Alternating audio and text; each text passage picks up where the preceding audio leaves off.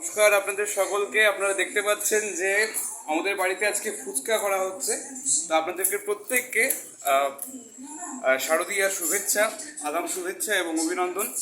তো আপনারা দেখতে পাচ্ছেন আমাদের বাড়িতে ফুচকা হচ্ছে। তো ফুচকার প্রিপারেশন এখন চলছে, আরও ফুচকা বানানো হচ্ছে। তো এই দেখুন ফুচকার দারুণ প্রিপারেশন চলছে এখানে। তো আমরা সবাই মিলে খাবো আজকে, আমরা ঠিক করেছি। তো পুজোর আগাম খাওয়া বলা যায় এটা। এই দেখুন, আমি কিছু বলো। তো এখানে তো এটা চলছে, আর ওইদিকে আপনারা দেখছেন যে উনি তেঁতুলের রস, এটা ফুচকার সঙ্গে খাওয়া হয়, আপনারা হয়তো জানেন।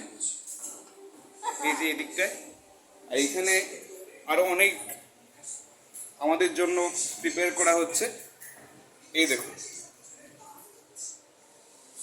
চলুন আরো অনেকগুলি ফুচকার প্রিপারেশন হচ্ছে এখানে, দেখবেন। চলুন।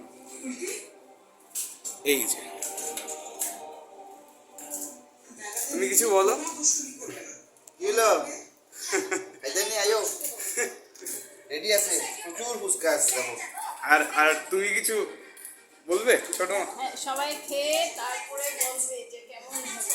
হ্যাঁ, সবাই হাত লাগিয়েছে, সবাই হাত লাগিয়েছে।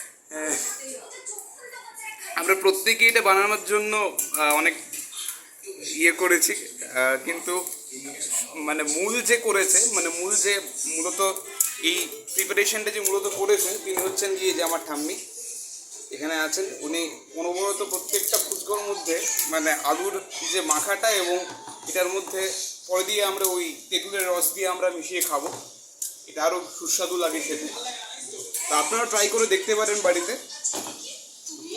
পোস্ট করে রাখিও, পরে আবার